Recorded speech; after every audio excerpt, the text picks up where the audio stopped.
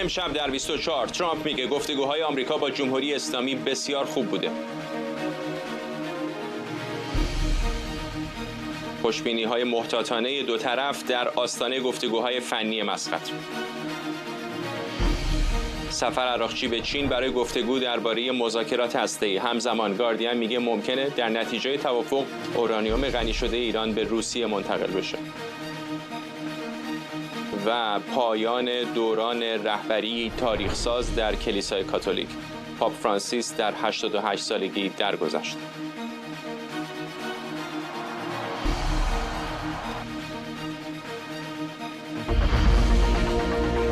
از استودیوی ایران اینترنشنال این 24 است با فرداد فرهزاد. بینندگان ایران اینترنشنال در ایران و سراسر جهان سلام و وقت بخیر. دونالد ترامپ رئیس جمهوری ایالات متحده میگه آمریکا مذاکرات بسیار خوبی با ایران داشته. قرار آقای ترامپ امروز با بنیامین نتانیاهو هم درباره مذاکرات هسته ایران گفتگو کنه. اظهارات آقای ترامپ در آستانه گفتگوهای فنی ایران و آمریکاست که قرار چهارشنبه در مسقط انجام بشه.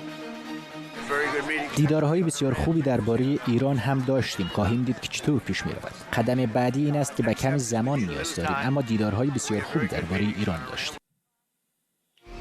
همزمان اما نشریه بریتانی اسپکتیتور نوشته مذاکرات هسته ایران و آمریکا به دلایل مختلفی محکوم به شکسته، چون جمهوری اسلامی هدف دیگری رو از گفتگوها دنبال میکنه.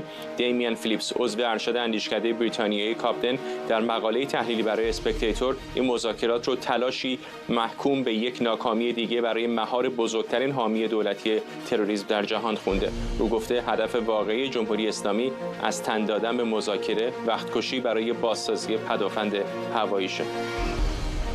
خبرنگارمون آرش علایی از کنگره آمریکا با ماست. آرش، گزارش‌های اینچنینی کم نیستند در نشریات مختلف، اما آن چیزی که از زبان دیپلمات‌های ایرانی و الان از رئیس جمهوری آمریکا داریم میشنویم به نظر میرسه که شاید محتاطانه ولی دو طرف خوشبینن به نتیجه مذاکرات. بله همینطوره و آقای ترامپ قرار است امروز با بنیامین نتانیاهو گفتگوی تلفنی داشته باشد که مطبوعات آمریکا میگویند بخشیش داستان توافق با جمهوری اسلامی یا ادامه مذاکرات با جمهوری اسلامی خواهد بود. قرار است فردا هم امیر قطر به واشنگتن دی سی سفر کند. قطر کشوری است که در مذاکرات و اون توافقی که بین حماس و اسرائیل به وجود آمد نقش کلیدی ایفا کرد و الان داستانی که مطبوعات آمریکایی میگویند این است که امیر قطر قرار است فردا بیاید بگوید حماس قبول کرده است که تمام گروگانها را آزاد بکند و در عین حال دیگر حکومت رو به صورت مونوپولی قبضه نکند در منطقه غزه، بلکه به نوعی حکومت جدیدی که حالا اسرائیلی ها هم به اون راضی باشند تن در بدهد که اگر همچین اتفاقی بیفتد تحول بسیار بزرگی است در داستان مسئله جنگ اسرائیل و حماس.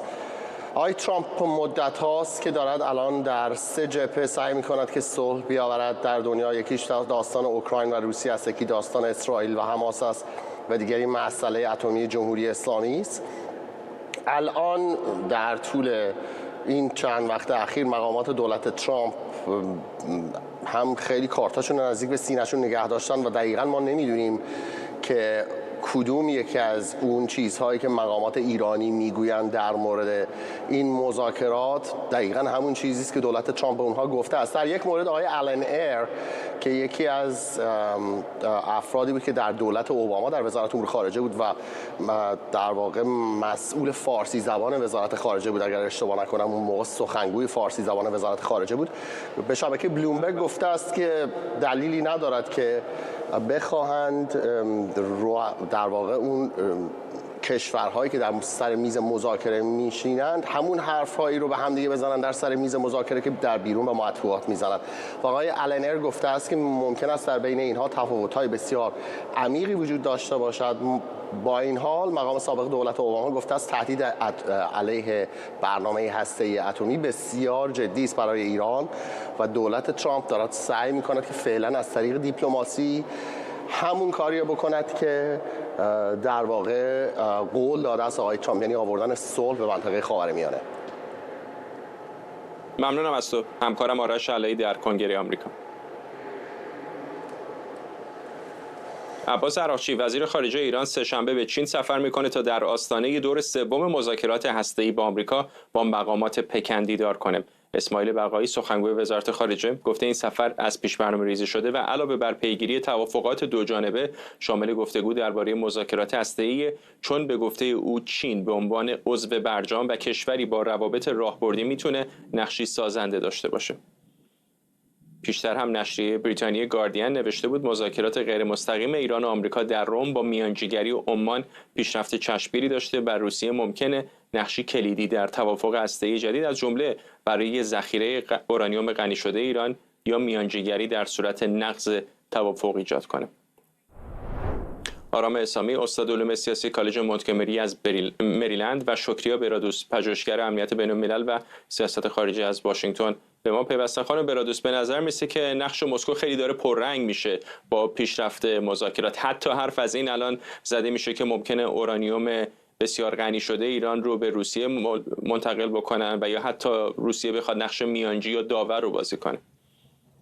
خب 100% پررنگ‌تر هم خواهد شد. امتیازی که روسیه میخواد از جمهوری اسلامی بگیره و کارتی که روسیه قبلا هم در دوره اوباما هم استفاده کرد برای اینکه برجام را امضا کنن و امتیازاتی که اوباما به روسیه داد مخصوصا در مورد جزیره کریمه در اوکراین، یعنی اینجا هم به نظر من روس‌ها دارن استفاده میکنن و چطور میتونن استفاده کنن. اگه یادتون باشه وقتی که نامه ترامپ برای تهران فرستاده شد خیلی به اشتباه گفتن که این نامه ممکن از طریق وزیر خارجه روسیه به تهران فرستاده شده باشه. اون موقع هم تحلیل ما این بود که نه، آمریکا نمیخواد این امتیاز رو به روسیه بده، چون که روسیه دوست داره طرفی باشه که بخواد بین این روابط رو درست کنه یا دو طرف ایرانی و آمریکایی رو بیاره روی میز و با شرایطی که خودش میذاره توافق صورت بگیره. و دیدیم که خب بله درست بود تحلیل و امارات بود که نامه رو فرستاده بود. یعنی روسیه سعی کرده که اینجا بیاد نقش بازی کنه و آمریکا نخواسته و جمهوری اسلامی که میخواد هر جوری شده روسیه رو وارد این مذاکرات کنه و امتیازی رو به روسیه بده. و چرا برای روسیه مهمه که چنین نقشی رو ایفا کنه؟ به خاطر اینکه روسیه خب در موضوع اوکراین و اون امتیازات یا اون توافقات صلحی که می‌خواست با ترامپ داشته باشه فعلا به هیچ نتیجه‌ای نرسیدن و نظر و سیاستی که ترامپ داره و اون نرمشی که در مقابل پوتین انجام داده باعث شد تمام دنیای اروپایی از این رفتار ترامپ ناراحت باشن. الان چون که به هیچ نتیجه‌ای نرسیدن ممکنه که روسیه بخواد از طریق اینکه فشارهایی رو که به ایران وارد میکنه و اینکه بخواد مذاکرات رو به جوری ببره که اینجا امتیازات یا اون شرایطی که ترامپ میخواد رو به دست بیاره، خب ایران رو جمهوری اسلامی رو بیاد قربانی کنه و کارت جمهوری اسلامی رو استفاده کنه و به ترامپ یه امتیازاتی بده که در مورد اوکراین استفاده کنه. باز هم همون سیاست قبلی در دوره اوباما که بیاد روسیه اینجا یک اچیومنت یا یک پیروزی رو داشته باشه. برای همین هم هست نقش روسیه رو به نظر من بولتر و بیشتر هم خواهیم دید در ادامه این مذاکرات و اینجا این جمهوری اسلامیه که هر کاری میکنه که روسیه وارد این گفتگوها بشه. آقای حسامی، در این حال این پررنگ شدن نقش روسیه به گمانم نشان از کم رنگ شدن نقش اروپایی است، اینطور نیست؟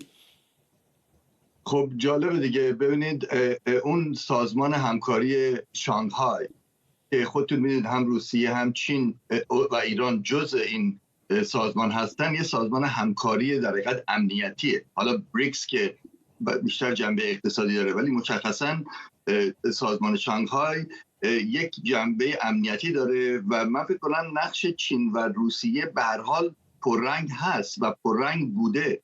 همونجور که میدونید هم دارای زیرایند در سازمان امنیت، شورای امنیت سازمان ملل، یعنی حق وتو دارن، همین که میتونن در حقیقت اعتماد ایران رو داشته باشن برای اینکه اون غنی شده، اون اورانیوم غنی شده رو یک جای اینا بایستی در حقیقت تحویل بدن. خب نقش روسیه پررنگ هست. حالا نقش اروپا رو درست میگید، به خاطر که نهایتاً اروپا چه نقشی میتونه بازی کنه و آیا تحریم ها و مسائل بانکی و مالی بعد از به اصطلاح توافق بایستی اروپایی‌ها وارد بشن یا در حین توافقی کار انجام بشه. ولی من فکر کنم نقش چین و روسیه به هر حال پررنگ خواهد بود، مثلا که روسیه هم از نظر منطقه‌ای هم از نظر جهانی به هر حال قدرت مطرحیه. فقط طنز تلخ بایستی بگم قضیه این است که کسی که خودش کشورهای دیگر رو تهدید میکنه به استفاده از به اصطلاح بمب اتمی و نیروگاه‌ها رو میزنه، بایستی در حقیقت محافظ و گاردین غنی شده اورانیوم ایران باشه. این به نظر من طنز تلخ تاریخه و همونجور که میدونید از نظر شخصی هم حالا بخواید نگاه کنیم، هم پوتین، هم ترامپ، هم خامنه‌ای در واقع زیاد با همکاری و به اصطلاح اون ایگوهاشون، اون فردیتشون اجازه نمیده که یه جوری وانمود کنن که دارن ضعیف در منطقه یا در جهان ضعیف عمل میکنن. خب اینم بازی جالبیه، بنابراین نقش روسیه و چین خیلی مهم میشه. ممنونم از هر دو شما. آرام اسلامی، استاد علوم سیاسی کالج مونتگومری از مریلند و شکریا برادوس، پژوهشگر امنیت بین‌الملل و سیاست خارجی از واشنگتن با ما. وال استریت ژورنال نوشته در حالی که دونالد ترامپ رئیس جمهوری آمریکا از ایران خواسته سریعاً برای توافق هسته‌ای جدید اقدام کنه، اما تهران برای هر توافقی باید درباره موجودی دقیق تجهیزات هسته‌ایش توضیح بده. این گزارش میگه آژانس بین‌المللی انرژی اتمی از حدود 2 سال پیش به دلیل محدودیت‌های ایران در نظارت اطلاعات کاملی از برنامه هسته‌ای کشور نداره و رافائل گروسی مدیر کل آژانس اخیراً هشدار داده ایران به توانایی ساخت سلاح هسته‌ای نزدیک شده. این گزارش میگه بدون شفافیت درباره سانتریفیوژها و مواد هسته‌ای اعلام نشده هر توافقی با جمهوری اسلامی پرخطره. خبرنگارمون سمیرا قرایی از وزارت خارجه با ما. سمیرا، این که میگن به قول انگلیسی ها شیطان در جزئیات، گمانم همین هستش. الان موضوع این که چه کار باید بکنن سر بازرسی ها، این که چقدر آژانس نقش داره با مواد غنی سازی شده جمهوری اسلامی چه باید بکنن، احتمالاً یکی از موضوعات داغی خواهد بود که در مذاکرات چهارشنبه بهش اشاره میشه. فرد شیطان در جزئیات هست، جمله‌ای که بسیار معروف بود در جریان مذاکرات برجامی آقای ظریف، آقای کری و بعد الان ما جمله مشابهی رو داریم از زبان آقای ویتکوف، نماینده آقای ترامپ در خاورمیانه میشنویم. نشون میده که چقدر شرایط الان شبیه شرایط در سال 2015 هست. مقام‌های اسرائیلی هم بر همین باورند، معتقدند که چیزی شبیه برجام داره اتفاق میفته. اما نکته همین مسائل فنی است، یعنی ما داریم راجع به بزرگترین بحران مربوط به اشاعه تسلیحات هسته‌ای در این دوره و زمانه در تاریخ معاصرمون صحبت می‌کنیم و این بحث بحران هسته‌ای جمهوری اسلامیه. یعنی از سال 2018 به بعد، فقط از سال 2018 به بعد اگر نگاه بکنیم، چون بحث هسته‌ای ایران اگر بخوایم خیلی با ارفاق نگاه بکنیم بحرانش از 2002 شروع شده، اما از 2018 به بعد اتفاقات در زمینه راستی آزمایی برنامه هسته‌ای ایران بسیار زیاد بوده، تحولات بسیار زیاد بوده و الان با 2 دور مذاکره رسیدن به این که بخوان متخصصان هسته‌ای بفرستن تا ببینن چطور میشه بحرانی که از 2018 تا به امروز شروع شده رو حل کرد، یک مقدار غیر واقع بینانه به نظر میرسه. چرا به این شکله؟ به این خاطر که وال استریت ژورنال هم در گزارشش همین رو میگه.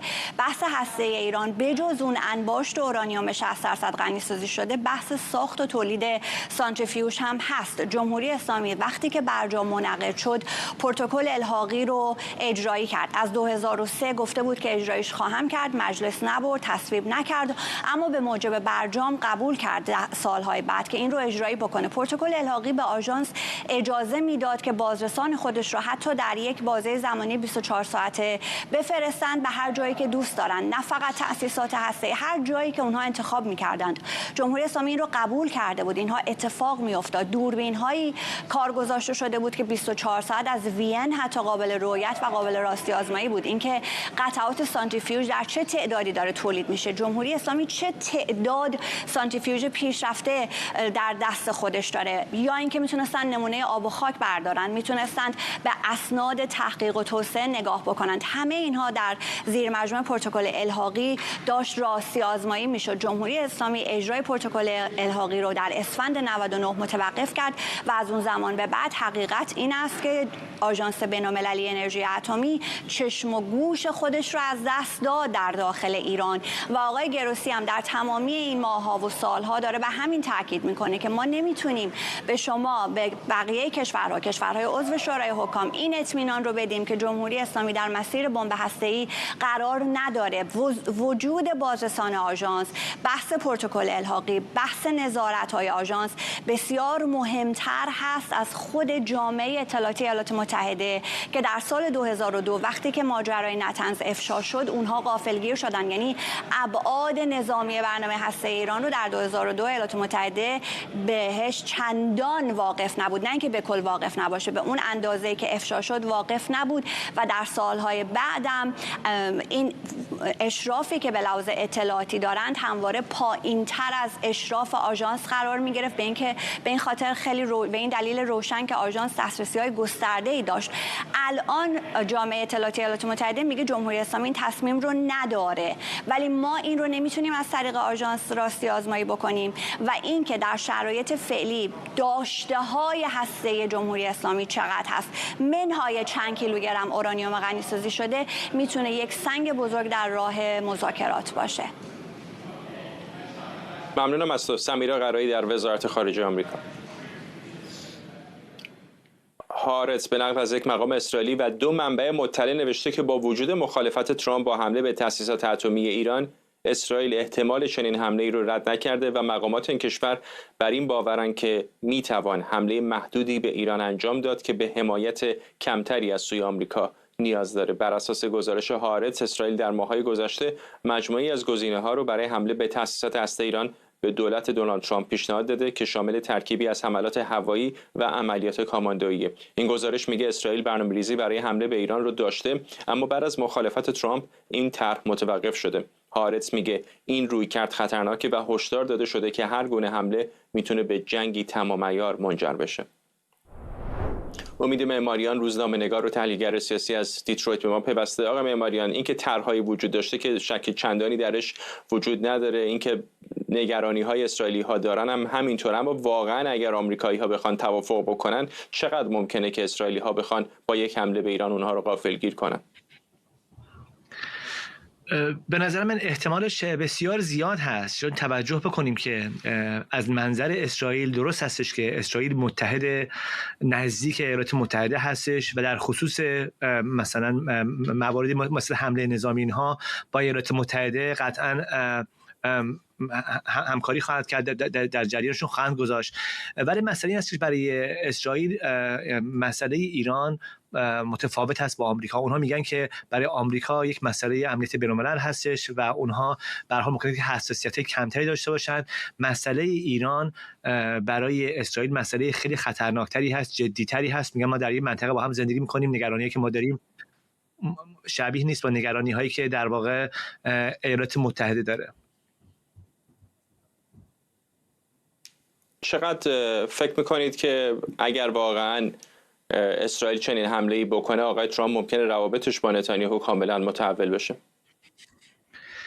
در طی دهه‌های گذشته در واقع خب این هماهنگی وجود داشته بین رؤسای جمهور ایالات متحده و رهبران اسرائیل، ولی در طی چند سال گذشته ما دیدیم که مثلا آقای نتانیاهو خودش رو مقید نمیدونه به اینکه تبعیت بکنه از مثلا رؤسای جمهور آمریکا. و قطعا نشونه تا الان که با آقای ترامپ یعنی در یک راستا هستن و به هر حال با سیاست ایشون همراه هستن، ولی مسئله ایران میتونه که تعیین کننده باشه و مسیر آقای ترامپ و آقای نتانیاهو رو از هم جدا کنه. ببینید همین گزارشی که وال استریت جورنال در واقع منتشر کرده یکی از مواردی هستش که خب اسرائیل رو نگران میکنه، از جهت اینکه اگر که کسانی که دارن توافق میکنن ندونن که مقامات جمهوری اسلامی چقدر مثلا سانتریفوژ دارن، چقدر اورانیوم غنی شده دارن و بر اساس چه تجهیزات و چه موادی دارن این توافق انجام میدن، خب این میتونه این نگرانی رو که برخی از افراد دارن در خصوص اینکه ممکن است که جمهوری اسلامی در این طی سال گذشته یه قسمتی از برنامه هستی خودش مخفی کرده باشه رو خب برای اسرائیل خب مسئله حساسی خواهد بود و با توجه به اظهاراتی که داشتن در طی ماه‌های گذشته، سال‌های گذشته، این ریسک رو نمیپذیره که یک توافقی صورت بگیره که در کنار اون توافق ایران همچنان بتونه که یک برنامه‌ای رو به صورت مخفیانه مثلا جلو ببره یا اینکه این توانایی رو داشته باشه که توانایی برای خودش حفظ بکنه که اگر خواستش که مثلا برنامه هسته‌ای خودش رو نظامی بکنه در عرض چند ماه این کار انجامش بده. بنابراین این نگرانی‌ها وجود داره. در واشنگتن به هر حال خب اسرائیل حمایت سیاسی بسیار زیادی داره. تصور این که اسرائیل بخواد که حمله محدودی بکنه و ایالات متحده بخواد که شکاف زیادی با اسرائیل داشته باشه یا که فاصله زیادی از اسرائیل بگیره و مثلا دولت‌های ترامپ نخواد ازش حمایت بکنه بسیار دور از ذهن هست. تا الان که به هر حال ما در چند سال گذشته ندیدیم، ولی خب به نظر میرسه که اسرائیلی‌ها ممکن استش که از این عنوان یعنی اهرم فشار استفاده کنن، یعنی در واقع بخوان که به آقای ویتکاف این پیام رو برسونن که اگر شما واقعا از اون تضمین‌های لازم رو در جریان مذاکرات نگیرین از مقامات جمهوری اسلامی، در واقع ما این آپشن و این گزینه رو باز نگه داریم و هر لحظه ممکن کار انجامش بدیم صرف نظر از اینکه ایالات متحده بخواد یا نخواد. بنابراین میشه گفتش که اینم ممکن استش که خود فشار بیاره به تیم مذاکره کننده آمریکایی که در خصوص نگرانی‌های اسرائیل که در مقاطع مختلف در واقع با تیم مذاکره کننده آمریکایی در میون گذاشته شده، اون حساسیت‌ها رو در نظر بگیرن. یکم از این بحث اسرائیل دور بشیم، به خود توافق احتمالی بپردازیم. همونطور که در ابتدای همین بخشم اشاره شد، نگرانی‌های، چالش‌هایی به نظر میاد وجود داره در مورد روند رصد فعالیت‌های جمهوری اسلامی. الان یکم مبهم هستش که نقش آژانس چه خواهد بود، اروپایی‌ها تا چند اندازه نقش بازی میکنن، حرف از این هستش که روس‌ها نقش پررنگ‌تری شاید بازی بکنن. چقدر این به نظرتون ممکنه پاشنه آشیل توافق بشه؟ به نظرم خب مسئله بسیار مهمی هست. اینکه شکاف اطلاعاتی وجود داشته باشه درباره برنامه هسته ایران خب میتونه مانعی برای توافق باشه. ما الان با یک مسئله مواجه هستیم که این تداوم اطلاعات، دسترسی به اطلاعات مختل شده و مقامات جمهوری اسلامی در طی سال گذشته مثلا از در خصوص بازرسی‌ها یا دسترسی به دوربین‌ها اینا اختلالاتی ایجاد کردن یا موانعی ایجاد کردن که خب اگر الان میخوان توافق بکنن نمیدونن که مقامات جمهوری اسلامی چقدر مثلا سانتریفیوژ داره، چقدر اورانیوم غنی شده داره و کلا این مجموعه تجهیزات اتمی جمهوری اسلامی چی هستش. خب این نگرانی عمده‌ای رو ایجاد میکنه برای اینکه بتونن که یک توافق دقیق رو منعقد بکنن. آژانس بین‌المللی انرژی اتمی اینجا نقش بسیار مهمی خواهد داشت، چون که یکی از منابع جهانی بتونه که این شکاف‌ها رو پر بکنه یا خلاها رو پر بکنه خود آژانس هست. برای نقش خیلی مهمتری خواهد داشت در طی هفته‌های گذشته آینده و ماه‌های آینده و اینکه بخوان که توافقی بکنن که اطلاعات پایه رو نداشته باشن به نظر من دور از ذهن است. بنابراین خود هم میتونه که سرعت مذاکرات رو کند بکنه. در طی سال‌های گذشته به جمهوری اسلامی بارها گفته شد که مثلا که این اقدامات که مثلا انجام میدادن برای اجازه ندادن به بازرسان برای حضور در ایران یا بحث برداشتن دوربین ها، میگفتن که اگر قرار باشه که توافقی صورت بگیره این اقدامات جمهوری اسلامی میتونه در آینده به هر حال خلاهای زیادی ایجاد بکنه و مشکلات بسیار جدی رو ایجاد بکنه. توجه می که میگفتن که حالا اگر الان توافق صورت نگیره ممکن است که 2 سال دیگه صورت بگیره، 3 سال دیگه صورت بگیره، ولی اقداماتی که جمهوری اسلامی انجام میده در محدود کردن بازرسان آژانس بین‌المللی انرژی اتمی این باعث خواهد شد که تاثیراتش غیر قابل بازگشت باشه و الان ما در اون نقطه هستیم و می‌بینیم که حتی اگر مقامات جمهوری اسلامی خیلی سریع بخوان که مذاکرات رو به سمت جلو ببرن یا آمریکایی‌ها، این موانع بسیار جدی و فنی هستش که زمان بر هم خواهد بود. یعنی اینجوری نبود که بازسازی اطلاعات بتونه که سریع انجام شه، بعد روش زمان صرف کنن. ممنونم از شما. امید معماریان، روزنامه‌نگار و تحلیلگر سیاسی از دیترویت. فاطمه مهاجرانی، سخنگوی دولت پزشکیان، در نشستی خبری اعلام کرده ایران آماده همکاری اقتصادی با همه کشورها بجز اسرائیل. او با اشاره به گمانه‌زنی‌ها درباره سرمایه‌گذاری‌های آمریکا در ایران گفته زیرساخت‌های لازم برای این کار در حال حاضر فراهم نیست. سخنگوی دولت گفته اولویت ایران توسعه روابط تجاری با کشورهای منطقه و استفاده از ظرفیت پیمان‌هایی مثل شانگهای، بریکس و اوراسیا است. ابراهیم روشندل، دیپلمات سابق و کارشناس امنیت ملی از واشنگتن دی سی به ما پیوسته. آقای روشندل، اون موقع که برجام هم صورت گرفته بود خیلی ها فکر می‌کردن که تراکنش‌های گسترده با طرف‌های غربی حتی ایالات متحده ممکنه صورت بگیره، اما هرگز چنین چیزی واقعا جنبه عملی پیدا نکرد، هرچند مذاکراتی با شرکت‌های مثل بوئینگ انجام شده بود. آیا واقعا میشه تصور کرد که در دوران زمامداری آقای ترامپ به خصوص ایران و آمریکا فراتر از یک توافق روابط حسنه تجاری هم پیدا کنن؟ بله، خیلی متشکرم. عرض سلام دارم خدمت شما. ببینید، اظهارات سخنگوی دولت در واقع در راستای تبیین موانعی هستش که در داخل کشور برای به رسمیت شناختن و پذیرش و عضویت در کنوانسیون پالرمو هست، FATF هست که هر دوی اونها بر ضرورت ایجاد شفافیت مالی تاکید داره. بنابراین ملزومات مشخص و شرایطی که بتونه این دو وضعیت رو برای جمهوری اسلامی و ایجاد عضویت فعال در اونها به رسمیت بشناسه، این زیرساخت‌ها به قول ایشون وجود نداره. اونچه رو که من میتونم در اینجا عرض بکنم یک وضعیتی هست که میشه گفت به تقابل دو دکترین بین دکترین روس‌ها که بیشتر پروژه‌های امنیتی نظامی رو دنبال میکنه تا زمان اومدن آقای ترامپ و بعد از اینکه آقای ترامپ اومد مؤلفه‌های اقتصادی رو بیشتر مد نظر قرار داده برای همکاری و پایان تمام خصومت‌های نظامی در منطقه و جهان. و همین دلیل هست که آقای ترامپ مجدداً تاکید میکنه که تلاش خودش رو میذاره برای پایان دادن به جنگ‌های نظامی و ایجاد یک رویکردی که بتونه مؤلفه‌های اقتصادی رو عنصر اصلی رقابت بین کشورها تعریف کنه. من اینجا مایلم این نکته رو عرض کنم که پیشنهادی که در داخل مطرح شد که از آمریکا دعوت بشه برای ایجاد سرمایه‌گذاری در داخل کشور به ارزش 1000 میلیارد دلار در واقع یک تاکتیکی هست که از طرف جمهوری اسلامی ارائه شد، ولی به دنبال اون آقای خامنه‌ای آقای عراقچی رو فرستاد به روسیه که تضمین بده که هر گونه همکاری احتمالی در حوزه اقتصادی با ایالات متحده آمریکا در چارچوب مذاکرات اخلالی در روابط بین ایران و روسیه ایجاد نخواهد کرد، بر اساس اون طرحی که میشه گفت یک طرح راهبردی که 3 ماه پیش بین روسیه و جمهوری اسلامی به امضا رسید و به نظر من و به تعبیر من سند تحت الحمایه قرار دادن جمهوری اسلامی ذیل سیاست‌های روسیه بود.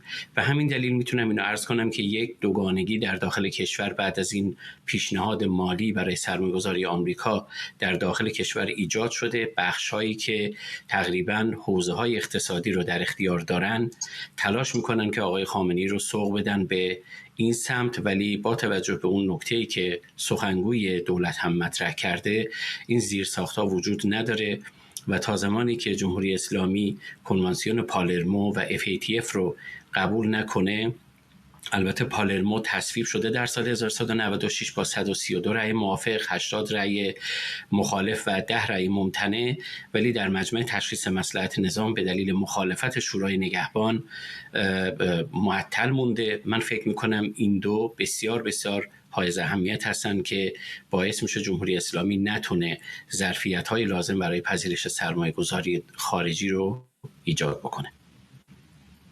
ممنونم از شما. ابراهیم روشندل، دیپلمات سابق و کارشناس امنیت ملی از واشنگتن دی سی با ما. همزمان رسانه‌های ایران گزارش کردند که 4 فروند هواپیمای مسافربری جدید وارد کشور شدند. 2 فروند از این هواپیماها ایرباس‌های متعلق به هواپیمای جمهوری اسلامی هما و 2 فروند دیگه بوئینگ‌های متعلق به شرکت هواپیمایی کاسپیان هستند. پیشتر و بعد از مذاکرات برجام هم تهران قرارداد خرید چند هواپیمای تجاری رو به عنوان نشانه از به ثمر رسیدن مذاکرات انجام داد. این قرارداد شامل خرید 200 هواپیما با ایرباس، بوئینگ و ATR بود، اما فقط 16 هواپیما تحویل داده شد که نیمی از اونها به دلیل کمبود قطع زمینگیر شدند.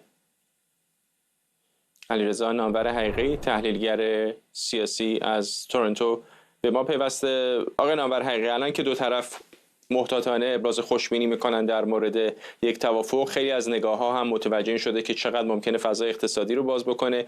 نمود عینی اون برای خیلی ها همین خرید هواپیماها هست. نمونه چند تایی که وارد شده، هرچند به نظر میرسه که اینها از قبل توافق شده باشند. چقدر فکر میکنید که واقعا خوشبینی های این چنینی زود هنگام هست؟ با سلام خدمت شما و بینندگان محترم. به نظر میرسه که ایران به هر حال یه تغییر رویکردی داده در بیان و مواضع دولت آمریکا هم یه تغییرات فوری صورت گرفته که این شرایط مذاکره فراهم آورده. نکته اولش این است که آمریکایی‌ها قبول کردن که غنیسازی ایران رو در زیر 5% بپذیرن و دوم اینی که ایران هم چند تا تغییر موضع داده. اینی که خودش استقبال کرده از سرمایه گذاری های آمریکایی‌ها در ایران و همچنین پیشنهاد کنسرسیوم غنیسازی داده با حضور کشورهای عربی.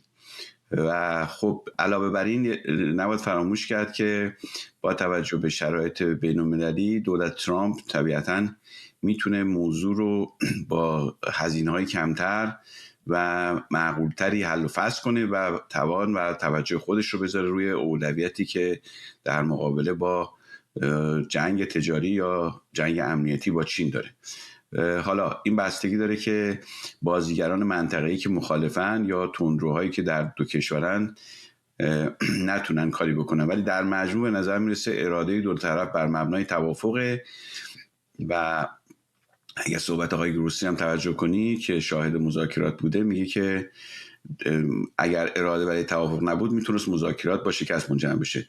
مهمترین مسئله که الان هست نحوه نظارت، بازرسی و قبول اون شرط‌هایی است که آمریکا برای راستی آزمایی میخواد بکنه و ایران هم میخواد مطمئن بشه که این دفعه دیگه اگه توافق شد آمریکا بیرون نمیکنه از توافق و در این حال اون امتیازاتی که در مقابل این محدودیت‌ها ایران میپذیره که مربوط مسائل اقتصادیه، اونا هم تداوم داشته باشه و در وسط راه قطع نشه.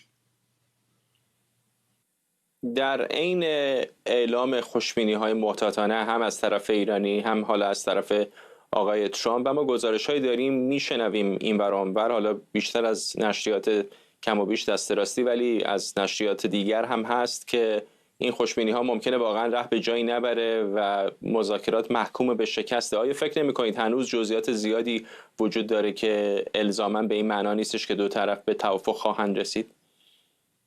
ببینید اون چیزی که مهمه، آمریکا میخواد که ایران زیر 5% غنیسازی کنه، ولی اون زمانش ممکنه 20 سال یا نامحدود باشه. این چیزی سری قبل هم آقای ترامپ اینو گفت. خیلی هم میگن آقای ترامپ سری قبل گفت که ایران اگر غروب آفتاب 100 سال باشه ما اوکی هستیم، یعنی همین 5% برای 100 سال.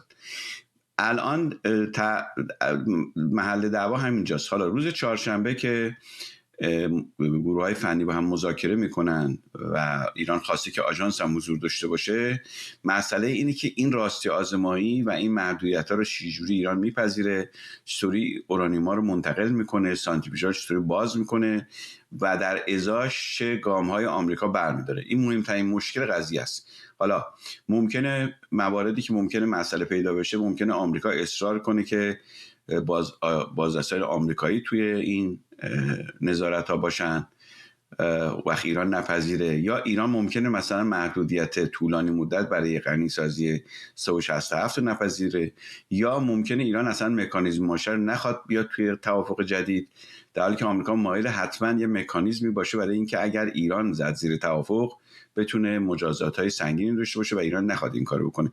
به هر حال دو طرف به هم بی‌اعتمادن. این بی‌اعتمادی به شدت ریشه داره و در این حال مخالفین جدی هم وجود داره و اگر در این مدت ایران سریع کار نکنه، یکی از مشکلات که ایران داره اینه که نمیتونه با سرعت در ارتباط با دولت‌های ترامپ وارد توافق بشه. این سرعت متضمن دیدار با خود آقای ترامپ، مثلا حضور آقای ویتکوف در تهرانه و یک توافق کلی که بتونن با هم یه چیزی امضا کنن که بعد بتونن در سایه اون مذاکرات ادامه بدن. ولی اگر مذاکرات رو بخوان کشدار بکنن، ادامه دار بشن، به نظر من شانس توافق خیلی میاد پایین، چون بازیگرانی که ناراضی‌اند یا مخالفن حتما اقدامات انجام میدن. شرایط محیطی هم ممکنه به گونه‌ای رقم بخوره که کل این توافق و امکانی توافق رو از بین ببره. به هر حال ایران مسئله هسته‌ای فقط نیست، یک ظروف مرتبطه‌ای وجود داره. مسئله اسرائیل، مسئله منطقه است، مسئله شرایط داخلی ایرانه، مسئله شرایط خارجی آمریکاست با بحث اوکراین، بحث تعرفه‌هاست. همه اینا میتونه تغییراتی درش اتفاق بیفته که تاثیر بذاره رو بحث هسته ایران و ایران اگه با سرعت عمل نکنه و این توافق رو تبدیل به یه چیزی که حداقل رو به جلو باشه و امضا شده نباشه، قطعا میتونه با شکست منجر بشه. ممنونم از شما. علیرضا نامور حقیقی، تحلیلگر سیاسی از تورنتو کانادا.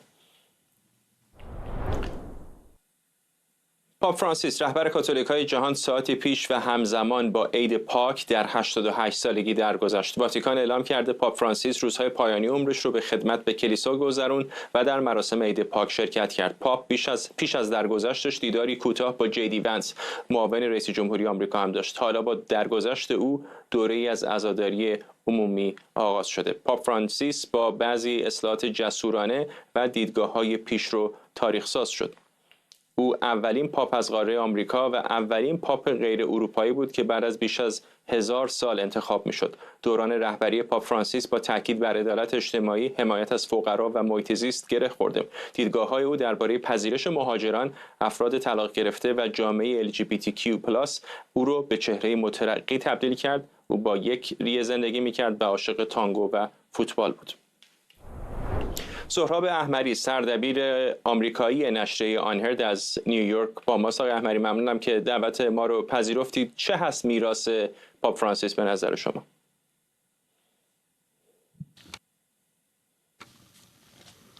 خیلی ممنون و سلام به بینندگان. چون بنده زبان فارسی به نظر من تسلطم کافی نیست برای صحبت در مورد مسائل الهیات و اینا، ترجیح میدم بقیه این برنامه رو به زبان انگلیسی انجام بدم. خب مهمترین میراث پاپ فرانسیس به اعتقاد من این بود که کلیسا رو به نوعی تبدیل کرد به یک درمانگاه اجتماعی به تعبیری، استعاره از این که برخلاف دوران گذشته در این دهه‌های اول قرن جدید کلیسایی بود که با تکنولوژی و پیشرفت تکنولوژی روبرو بود و سردرگمی زیادی در بین پیروان بود و او به نوعی به صورت استعاری به شکل یک بیمارستان صحرایی به کلیسا نگاه میکرد که باید به مردم نزدیک بشه و مردم رو به آغوش کلیسا دعوت کنه و با چنین روی کردی گاهی وقتا به او برچسب لیبرال یا پروگرسیو یا پیشرو دادن، اما به اعتقاد من قرار دادن او در این طبقه بندی های چپی یا راستی میتونه اشتباه باشه. این یکی از کهن‌ترین نهادهای تاریخ بشر هست، کلیسای کاتولیک، که به ماقبل دوران چپ و راست برمیگرده. بنابراین در مسائل اجتماعی در طول تاریخ خودش کلیسای کاتولیک از اتحادیه‌ها، سندیکاهای کارگری حمایت کرده، از مفهوم منفعت عمومی و مشترک دفاع کرده. بنابراین گاهی وقتا ممکنه که این عبارت‌های چپی یا راستی، این برچسب‌ها به مفهوم امروزیش در مورد اطلاق بشه، اما در مورد مسائل دیگری مثل سقط جنین یا مسائل LGBT و امثال اون خیلی محافظه‌کار عذاب در میاد در چارچوب امروزی اگه بهش نگاه کنیم. بنابراین این ماهیت آیین کاتولیک هست، اما باید توجه داشته باشیم که چیزی که با پاپ فرانسیس تغییر کرد در واقع لحن گفتار بود، تلاش او برای نزدیک شدن به گروه‌های مختلف، گروه‌هایی که فکر می‌کرد که به حاشیه رانده شدن، که اسقف‌ها، کشیش‌ها به اونها میگفت بروید به سمت این حاشیه‌ها، کسانی که مستثنا شدن، کسانی که کنار زده شدن، و این در واقع یک تغییری بود و تأکیدی بود که گذاشته شد در مورد دکترین‌های کلیسا و دوگم‌های کلیسا، ولی خب از نظر اصولی چیزی شاید تغییر نکرده بود. آقای احمری، ولی او فقط رهبر سریر مقدس کلیسای کاتولیک نیست، به عنوان حالا بپذیریم تا چه اندازه یک رهبر سیاسی هم هست در قامت رئیس دولت واتیکان. آیا فکر نمی‌کنید به خاطر بخشی از این فشارهای سیاسی بین‌المللی نه فقط او، پاپ‌های معاصر مجبور شدن تا اندازه رویکردهای سنتی کلیسای کاتولیک رو کنار بذارن؟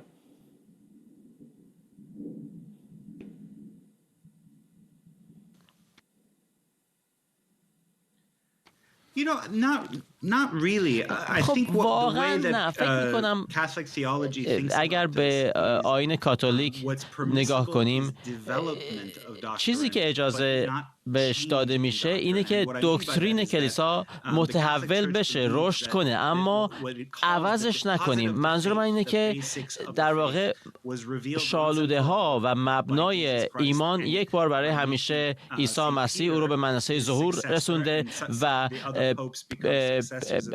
پیتر یا پتر مقدس رو به عنوان جایگزین خودش و بنیانگذار کلیسای روم تعیین کرده. این یک بار برای همیشه تعیین شده. اما همزمان و همچنان که کلیسا با تغییرات عصر ما مثل تکنولوژی و غیره روبرو میشه، خب این دکترین کلیسا باید عمیق‌تر بشه. کلیسا باید تفکر و تعمق کنه و تلاش کنه که درک کنه که در این دوران معاصر، در این سناریوهای معاصر چگونه باید رفتار کنه. بنابراین به نوعی میشه گفت حتی با گذشت زمان کلیسا حتی محافظه‌کارتر شده. طبعاً در دوران قرون وسطا همه میدونستن، همه کشیش‌ها، که چه زمانی روح دمیده میشه در یک جنین و بشر محسوب میشه. بنابراین در مورد اجازه دادن به سقط جنین، این اجازه در دوره طولانی تری در بارداری صادر میشد، در حالی که الان بحث حتی بیشتره و شاید حتی محدودیت بیشتر باشه. در حیطه‌های دیگری هم که نگاه کنیم، کلیسا همواره مجبور بوده که سیاسی باشه، برای اینکه نهادی است که تمدن غرب و الان تمدن جهانی رو در بر میگیره و عجین شده، در هم آمیخته شده با این تمدن. بنابراین طبیعی است که نمیشه به صورت کاملا تمیز مرزی ترسیم کرد مشخص بین کلیسا و مذهب و سیاست از سوی دیگر. کلیساهای دیگر هم در برخی مسائل دیگری مداخله کردند. در قرن 19 پاپ اون زمان خواستار حقوق کارگران و رعایت حقوق کارگران شد. پاپ پیوس 11 در طول دوره جنگ جهانی دوم با نازی ها مقابله کرد و در مورد اونها محکوم کرد، مثلا نازیسم رو و یهودی ستیزی رو. در دهه 60 میلادی پاپ جان 23 نامه های منتشر کرد که خواستار خلع سلاح هسته‌ای شد. اون در اوج جنگ سرد بود و خب این تهدید ماهیتی موجودیتی علیه بشریت و کره زمین بود در یک فاجعه هسته‌ای. و حالا در قرن 21 هم پاپ فرانسیس رو داشتیم که مثلا خواستار شد که توجه کنیم به کره زمین به عنوان محیط زیست طبیعی ما، اینکه ما پاسبان و پاسدار و مسئول و امانتدار این کره زمین هستیم که خداوند اون رو به ما امانت داده و حالا ما باید که کره زمین رو یا مثلا بزرگسالان و کهنسالان رو باشون رفتار مناسب داشته باشیم. محکوم کرد اینکه اگر کسی از نظر اقتصادی برامون مفید نیست، فوری اینو به کنار بندازیم و این کهنسالان رو به آسایشگاه بفرستیم و این صحبت ها. بنابراین در همه این مسائل شالوده های کلیسا بر جای خودشون پایدار موندن، فقط اینها دکترین رو در واقع توسعه دادن ولی تغییرش ندادن. آقای احمری، کمتر از 2 دقیقه فرصت داریم. پاپ فرانسیس تمرکز زیادی در خارج از اروپا هم داشت. خود او هم یک رهبر غیر اروپایی بود برای اولین بار در 1000 سال آینده، 1000 سال گذشته واتیکان. چقدر فکر میکنید که نگاه واتیکان الان بیشتر متوجه جاهای مثل آمریکای جنوبی و آسیا خواهد بود؟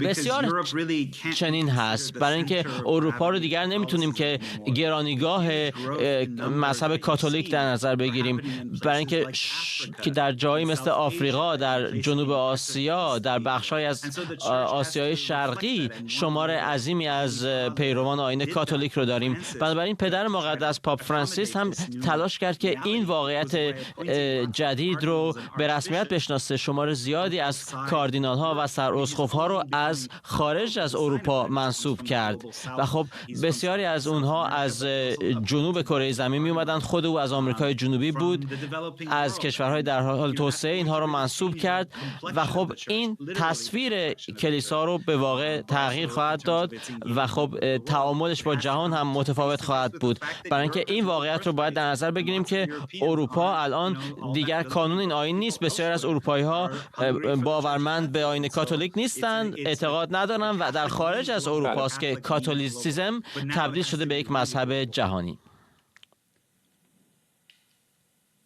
ممنونم از شما. سهراب احمری، سردبیر آمریکایی نشریه آنهرد از نیویورک با ما. و ممنونم از شما که بیننده 24 امشب بودید. برنامه هم با تصاویر زنده از میدان پیتر مقدس در واتیکان به پایان می‌رسد.